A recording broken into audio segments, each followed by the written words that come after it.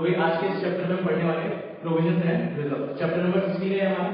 अब इस चैप्टर में सबसे पहले बात आती है प्रोविजन के बारे में। प्रोविजन को पढ़ाने के लिए हमें सबसे पहले समझना पड़ेगा चैप्टर नंबर 3 का concept, that is prudence principle, ठीक है ना। अब चैप्टर नंबर 3 में वो पढ़ा था हमने, क्या था ना, प्रूडेंस,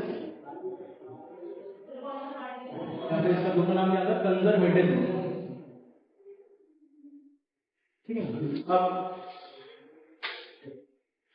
ये जो प्रिंसिपल था हमसे क्या कहता था, ये प्रिंसिपल हमसे कहता था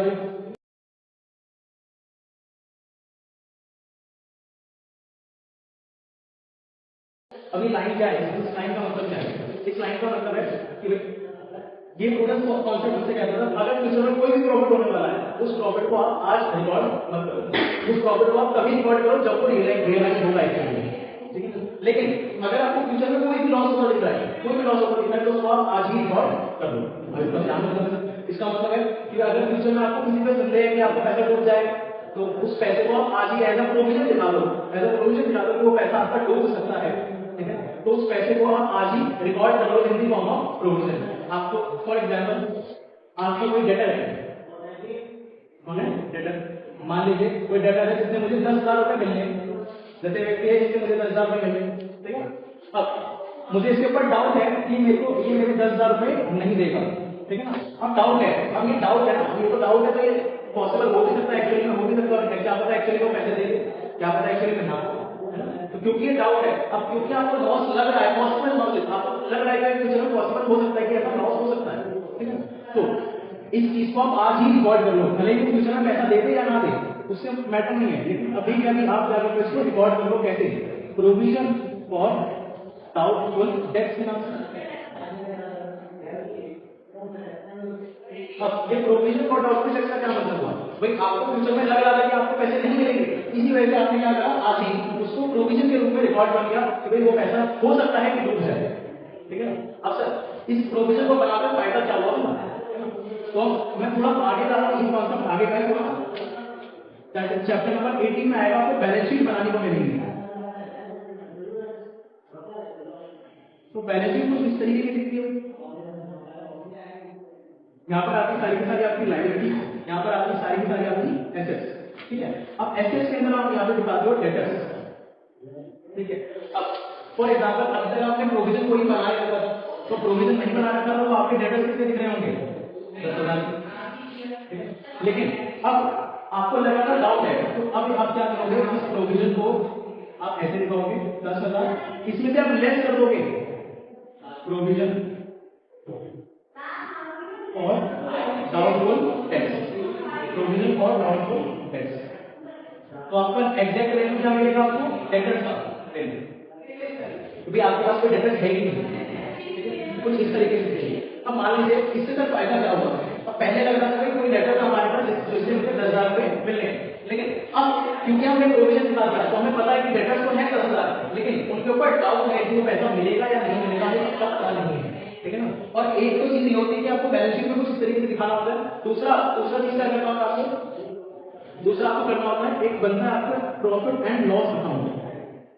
आगे जाएंगे जब चैप्टर नंबर 18 पढ़ेंगे तो चैप्टर नंबर 18 में प्रॉफिट लॉस अकाउंट में इस प्रोविजन को आपको क्या करना पड़ता है, डेबिट करना पड़ता है, ठीक है ना। तो इसी वजह से कहा जाता है, इसी वजह से क्या कहा जाता है कि भाई provision are charge against profit.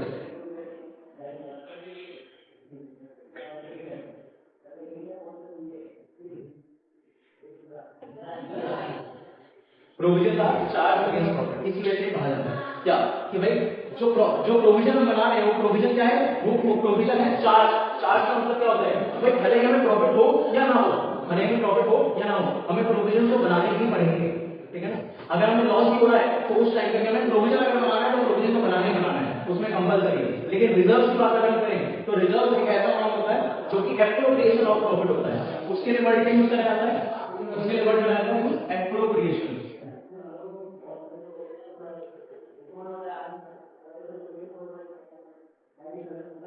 अब एप्रोप्रिएशन का मतलब क्या होता है, एप्रोप्रिएशन का मतलब होता है डिस्ट्रीब्यूशन, कि भाई वो प्रॉफिट का हिस्सा होता है, क्या होता है हिस्सा, it is a part of profit. लेकिन चार्ज क्या होता है, प्रोविजन क्या होता है, प्रोविजन होता है चार्ज अगेंस्ट रिजर्व जो होते हैं, रिजर्व तभी क्रिएट करे जाते हैं, रिजर्व तभी क्रिएट करे जाते हैं जब आपको प्रॉफिट हो। अगर आपके पास प्रॉफिट ही नहीं है तो उस टाइम पे आपको रिजर्व नहीं बना सकते आप, ठीक है। तो ये होता है रिजर्व और प्रोविजन के बीच में जो बेसिक डिफरेंस है, ठीक है। प्रोविजन किस लिए बनाए जाते हैं, प्रोविजन किस लिए बनाए जाते हैं, देखिए तो भैया प्रोविजन का मतलब समझ लेते हैं। प्रोविजन का मतलब क्या होता है? प्रोविजन का मतलब होता है it is an amount set aside by charging it to the profit and loss account. भाई करते क्या है, क्या करते हैं हम इसको प्रॉफिट एंड लॉस अकाउंट में डेबिट साइड पर रिकॉर्ड करते हैं। चार्ज का मतलब क्या होता है? चार्ज, ये जो चार्ज वर्ड लिखा है इसका मतलब क्या है?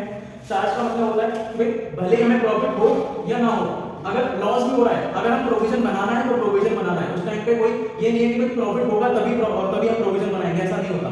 अगर प्रॉफिट हुआ या ना हुआ, लॉस भी हुआ इवन, तो उस टाइम पे भी हम क्या करते हैं, उस टाइम पे भी इवन हम क्या कहते हैं प्रोविजन बनाते हैं, ठीक है ना। अब ये क्या होती है, एक तरीके की लायबिलिटी होती है। इसको तो आपको याद करना पड़ेगा अभी फिलहाल के लिए, क्यों? क्योंकि हम बैलेंस शीट जब हम चैप्टर पढ़ेंगे, चैप्टर नंबर 18, तो उस टाइम पे आपको ये बात बहुत अच्छे से समझ आ जाएगी कि इसको लायबिलिटी क्यों कहते हैं, ठीक है।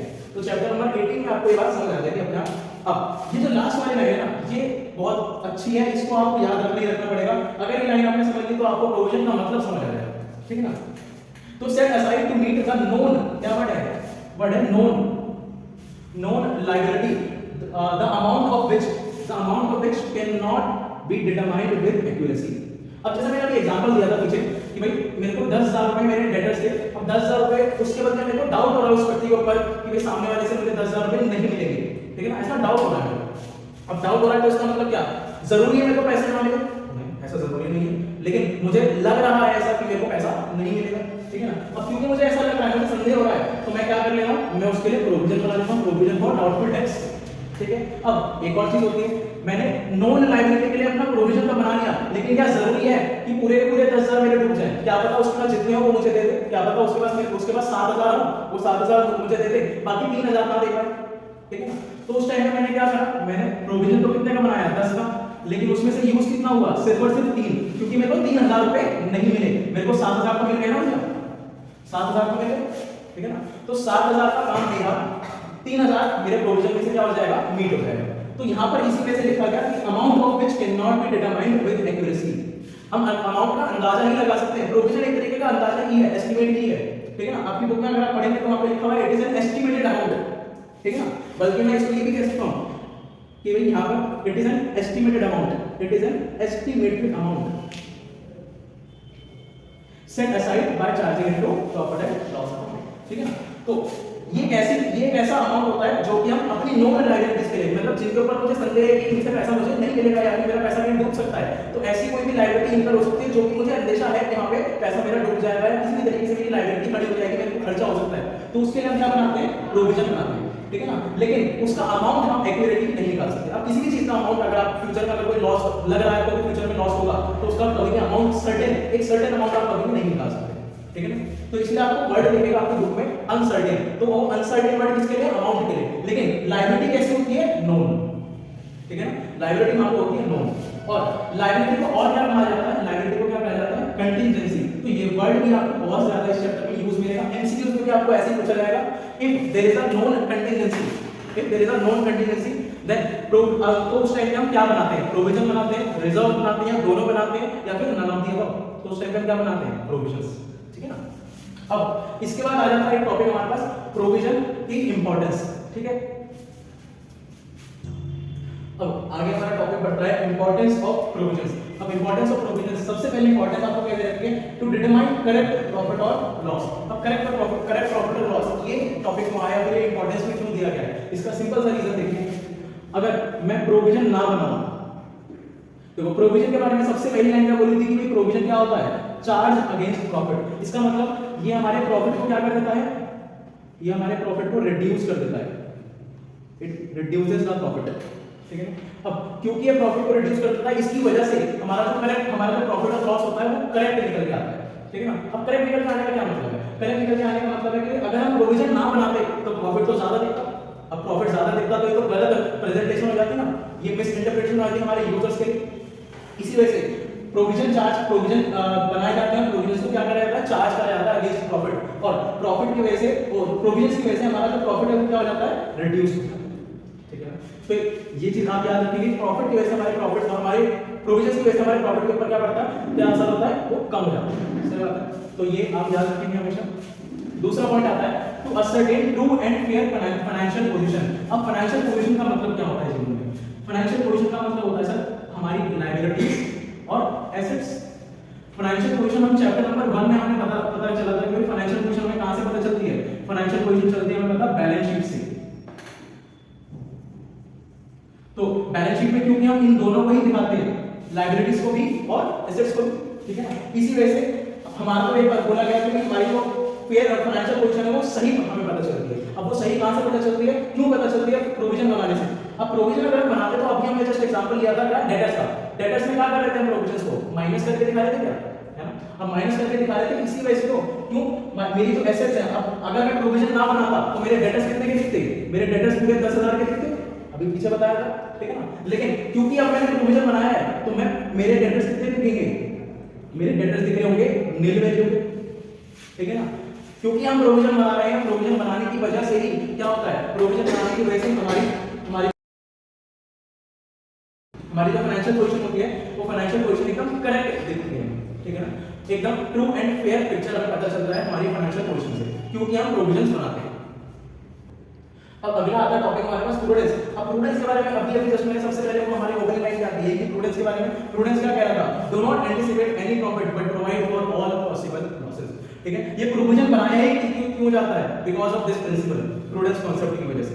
प्रूडेंस कांसेप्ट अगर ना होता तो हम शायद प्रोविजन बनाते ही ना अकाउंट्स में, ठीक है ना। क्योंकि प्रूडेंस प्रिंसिपल डाला गया था, prudence principle is part of accounting standards, इसी वजह से हम प्रोविजंस मेंटेन करते हैं, ठीक है ना। क्योंकि प्रूडेंस कांसेप्ट हमसे क्या कहता है? फ्यूचर में अगर कोई भी लॉस होने वाला है तो उस लॉस को आप आज ही रिकॉर्ड कर लो, सही है ना। अब टू मेंटेन कैपिटल इंटैक्ट, आपने एक और प्रोविजन पढ़ा था जब आपने डेप्रिसिएशन करा था, प्रोविजन फॉर डेप्रिसिएशन, याद है क्या? अगर आपको याद नहीं है तो आप अपने आप को टप्पी मारो जरा, है ना, क्योंकि प्रोविजन फॉर डेप्रिसिएशन आपको याद होना चाहिए, ठीक है भाई। अब प्रोविजन फॉर डेप्रिसिएशन क्या कह रहा था? इस मेथड में हम क्या करते थे? इस मेथड में हम क्या करते थे कि भाई जो हमारी जो मशीन थी उस मशीन को हमेशा उसकी ओरिजिनल कॉस्ट पे दिखाते थे। अगर मैं इसको पूरा लिख देता हूं कोई बात नहीं, ओरिजिनल कॉस्ट पे दिखाते थे, ठीक है ना। और जो भी उसके ऊपर डेप्रिसिएशन चार्ज हुआ होता था, जो भी उसके ऊपर डेप्रिसिएशन चार्ज हुआ होता था वो इस अकाउंट में हम ट्रांसफर किया करते थे, ताकि हमारी जो मशीन है वो मशीन हमेशा ओरिजिनल कॉस्ट पे लेके उसकी जो वैल्यू है हमेशा इंटैक्ट रहे। इंटैक्ट का क्या मतलब होता है? इंटैक्ट का मतलब होता है कि वो सेम रहे एज इट इज, ठीक है ना, कभी भी चेंज ना हो। तो प्रोविजन बनाने से हमेशा यही फायदा होता है कि जो हमारी कैपिटल होती है या फिर हमारी जो फिक्स्ड एसेट्स होती है उनकी वैल्यू हमेशा क्या रहती है? इक्वल, इंटैक्ट, ठीक है ना, दैट्स इट। तो भाई प्रोविजंस का टॉपिक जो है हमारा यहाँ पे खत्म हो गया। नेक्स्ट वीडियो में हम क्या पढ़ेंगे? नेक्स्ट वीडियो में रिजर्व्स के बारे में पढ़ेंगे। और अगर आपको ये वीडियो जरा भी पसंद आई हो, अच्छी लगी हो तो मेरे चैनल को सब्सक्राइब करें, इस वीडियो को लाइक करें और जो भी आपको कोई डाउट हो तो आप कमेंट कर सकते हैं, उसका रिप्लाई आपके पास आ जाएगा।